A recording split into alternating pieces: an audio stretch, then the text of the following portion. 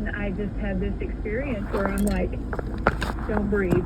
Don't breathe. I'm not sure what to say, because they said, did the dinosaurs live before or after Adam and Eve? And I'm thinking, how I answer this is going to be really critical, because I can't just say, oh, well, all that stuff we've been teaching you in your religious education classes, never mind, the biology book is teaching you about evolution. So, oh yeah, the Bible, we don't take it literally all the time. Like, I can't tell them that.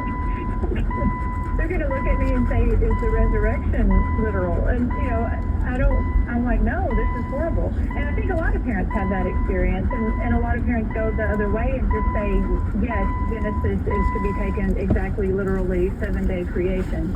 And that's not the answer either. The problem is, you said it so beautifully, Drew. The problem is when you're looking at an 8-year-old and you say all of that, they've moved on. 3 minutes ago, they're not even listening anymore. They don't. It's difficult. So it's not an easy question, and it takes some delicacy in how we answer it. Yeah. So I guess people have different perspectives, don't they, on how they view Genesis. Some believe the Earth's 6,000 years old, and God created everything in 6 24-hour days, 7 days. Was there death before the fall, or did that happen after Adam and Eve sinned? There's a lot to the creation story. And, speaking to young minds, I think it can be very difficult to unpack all of that. And to an adult mind, maybe it's a little bit different. Is there a danger of teaching, young Earth creationism to children?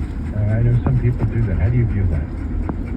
I say absolutely yes. I have given this question a lot of thought, extensively, not just as a scientist and someone who studied theology myself, but as a mother. I don't want to teach my kids the wrong thing. I think teaching them young Earth creationism is really going to do your children damage, because it sounds like an easy answer at the time. Yes, take Genesis literally.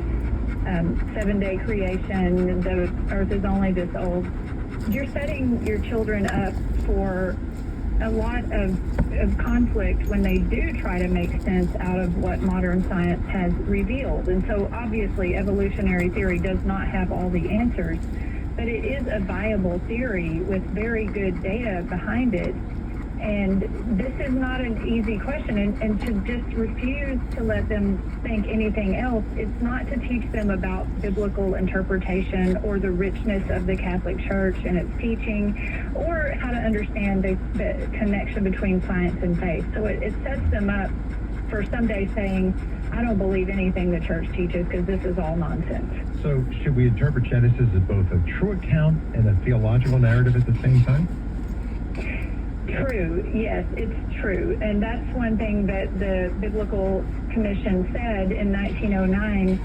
We teach that it's real. The Genesis narrative contains real events, no myths, no allegories or symbols of religious truth, and no legends. And that's kind of confusing. You're like, well, then why don't we take it as exactly literally? It has to do with the word literal and what you were saying about the authors of the time were writing the truth, but they were writing it in a way that people of that time would understand. All right, well, let's do this. We'll take a few calls. If you want to join us, 888-914-9149. It's always good to hear from you. My guest, Dr. Stacy Trasancos. She is a scientist, as she pointed out, and also studied theology. Tom is in Apple Valley, Minnesota. Tom, good afternoon. Hi there. So I am looking at something on the internet for Prohm, Prohm temple in Cambodia. And they've got a temple there that has stone carvings of what looks to be a Stegosaurus from the 1100s. Nobody knew about Stegosaurus in the 1100s, and if you look at the charts where Stegosaurus was supposed to roam, nowhere near Cambodia. And your question for the doctor, how do you explain that? Yeah. Okay, great. Hey, Tom, thanks. There's a lot of those mysteries, doctors, you probably know, and there's some people who believe that maybe civilization. There's been periods of time where civilization has been wiped out. We talk about the Great Flood. I mean, it came down to Noah and his family, but there might have been other moments like that with the Younger Dryas and periods of time where maybe certain civilizations were lost, maybe even technology was lost. Your thoughts for Tom, though, when you see something like that, and, you know, I don't know how you explain that, if it's indeed the dinosaur that he's talking about and somebody writing it, but maybe it's some other interpretation of something else. But what are your thoughts? Try to find the truth. I mean, always ask more questions. Don't shut down. You know, I wouldn't want somebody to say, oh, that can't be because we know this, and this about dinosaurs. And I wouldn't want somebody else to say, oh, this proves that all the way the church is interpreting the Bible is incorrect. I think, especially when it comes to questions of science, it's really important to have an open mind about things. There are some things we close our mind on, right? It's like we close our mouth when we would die if we never closed our mouth and chewed and swallowed. But there are also some things, and science is one of them, that you need to keep an open mind about. So that I don't know about this particular top prom issue, but the first thing I would want to know is more. I would want to know what they're saying, what they found. And I will say, I have been saying for a long time, don't teach your kids young earth creationism. So I get a lot of people challenging me on that. And they don't use this as some gotcha for anyone who thinks evolutionary theory has some truth to it. Don't use it as a gotcha, because we don't ever want to shut down investigation and trying to learn about our world. If you have the view that science is the study of God's handiwork, you're never going to find anything that will prove as if it could that God doesn't exist. You're just trying to study what's there. Well, let me do this. I'm going to take a short pause because I'm up against the clock. When we come back, we'll take more calls. If you're on hold, I'll do my very best to get you on. Some great calls and comments for you. The number to get in, 888-914-9149. We're taking a look at creation, dinosaurs, ultimately how we interpret Genesis, and teach some of the truth of our faith to our children in a way that is honest and will help them as they grow into adulthood. All this and more coming up right after this. Stay with us. Add your memories to our tally at relevantradio.com. When a mother becomes sick, the cells of her children, all the cures she's had, rush to the area of her body to fight for her life. Scientifically proven, fetal hypochimerism. Making obviously the wrong decision, terminating the pregnancy, taking the life of the child, a horrible decision, of course. But you're a mother. Isn't it ironic that the life that was terminated now fights for yours? This is Bishop Austin Vetter of the Diocese of Helena, Montana. Let us pray for the safety of all unborn children. Remember, most gracious Virgin Mary, that never was it known that anyone who fled to thy protection, sought thy help, or implored thy intercession was left unaided. Inspired by this confidence, we fly unto thee, O Virgin of Virgins, my Mother. To thee we come, before you we stand, sinful and sorrowful. Mother of the Word incarnate, despise not my petitions, but in thy mercy hear and answer me. Amen. With Ave Maria Mutual Funds, you can invest knowing your moral values are aligned with your financial goals. Ave Maria Mutual Fund does not invest in companies engaged in abortion, pornography, embryonic stem cell research, and those making corporate contributions to Planned Parenthood. Information on our sponsors' risks and how to request a prospectus at 1-866-AVE-MARIA. 1-866-AVE-MARIA or AveMariaFunds.com. Distributed by Ultimate Fund Distributors, LLC.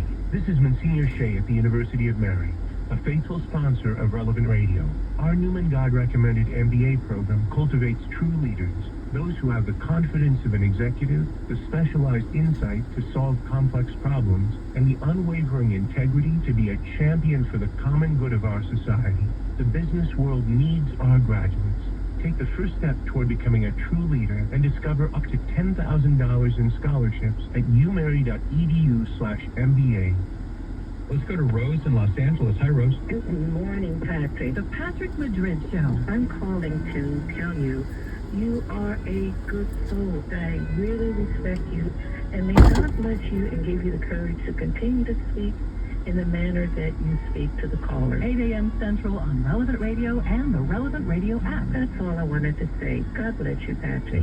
God bless you too. You're very kind. I take it to heart. What can I say? Thank you. You're welcome. Bye-bye. Good night to Columbus. Our show sponsor. Help families secure their financial future in line with their Catholic faith. For a free consultation, visit kfc.org/relevant. That's kfc.org/relevant. The Drew Mariani Show on Relevant Radio. And that is a classic theme, isn't it? What a great rejoin. Jurassic Park. And we're talking about dinosaurs.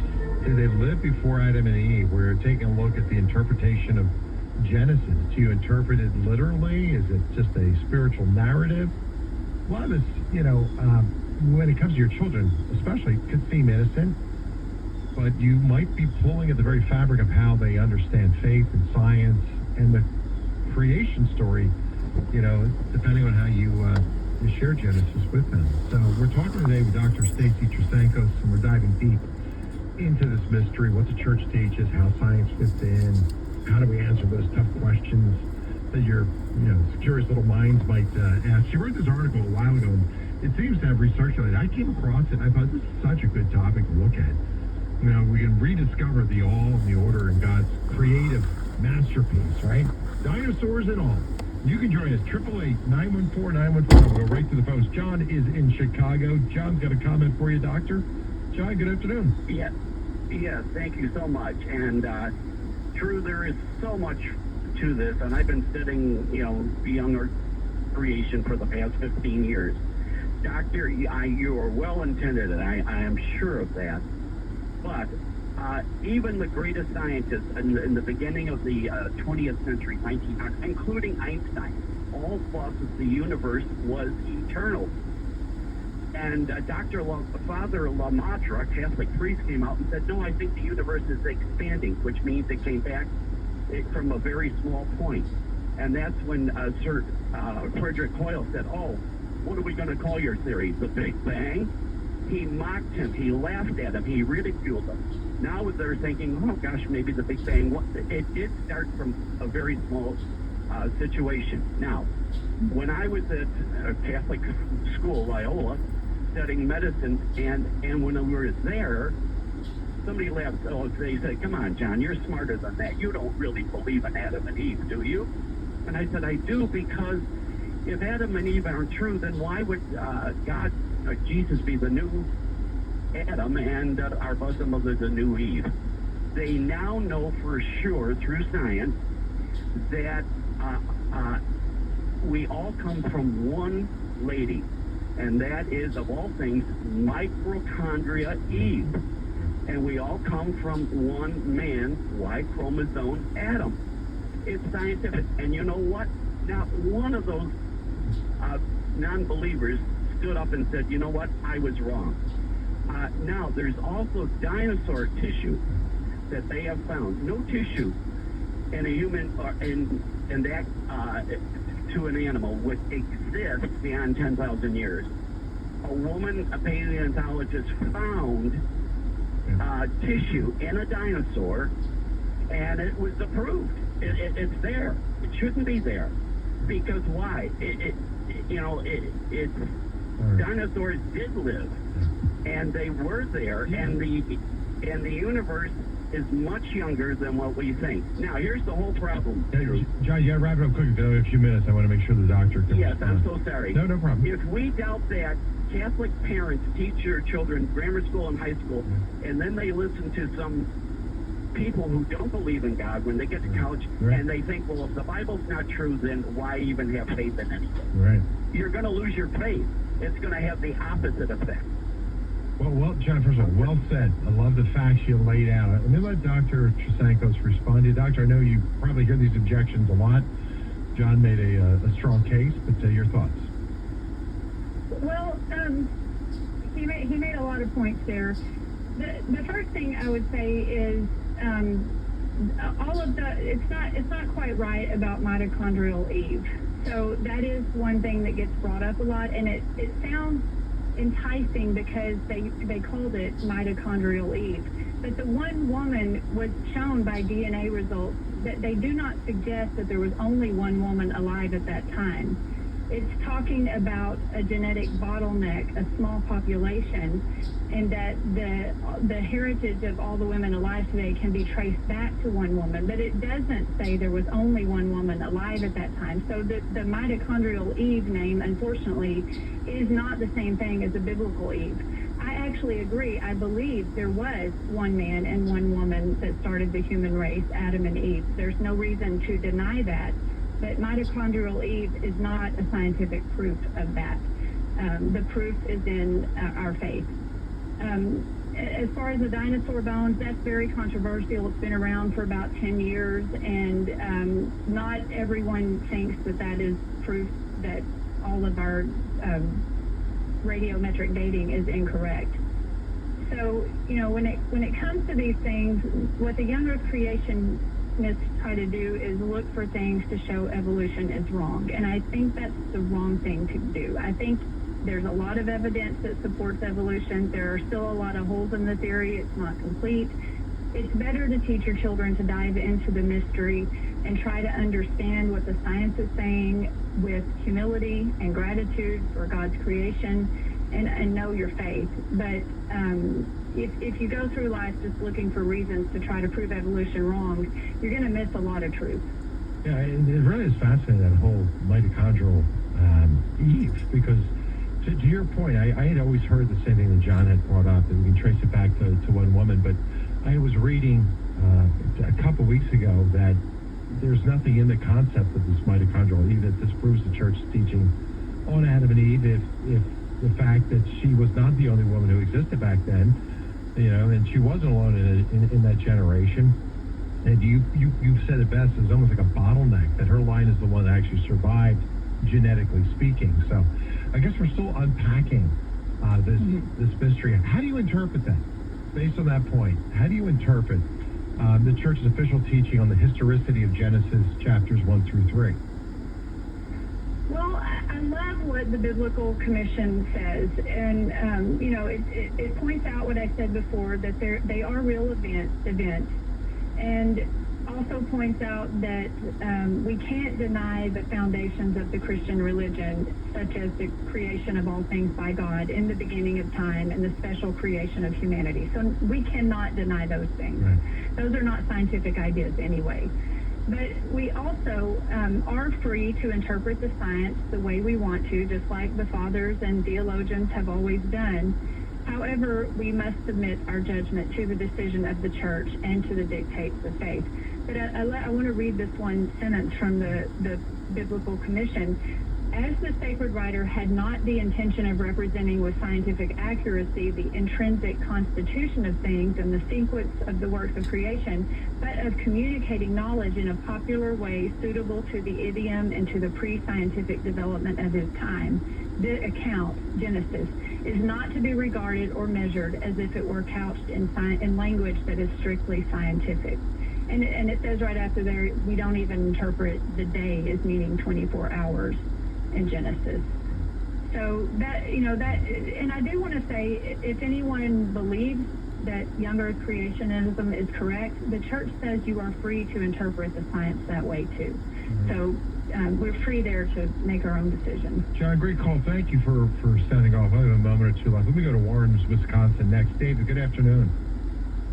Hi, thanks for taking my call. Just real quick, I think it's important that we believe that the dinosaurs and Adam and Eve existed at the same time. If the dinosaurs lived before Adam and Eve and died before Adam and Eve, then death was in the world when Adam and Eve were created. And our faith, we confess that by Adam, by one man, sin came into the world. And sin brought death and destruction that we see all around us today. If there was death and destruction before Adam and Eve, then there was sin before Adam and Eve, and it goes against our faith. And I will also say, I think it's overly, it's probably a little bit too simple to say that young Earth creation is just to seek to prove how evolution is wrong. You look at answers in Genesis, Dr. Nathaniel Jeanson, a geneticist trained by Harvard, Dr. Georgia Purdom, so many others. They're not trying to prove evolution wrong. They're just saying that what we've always been told isn't necessarily accurate. And if we question Genesis and the historicity, what's the question keep us from questioning Jesus' work on the cross? So Daniel, first of all, I have to say. I got less than a minute, so I want to give the doctor the last word. Great call. Go right ahead, doctor.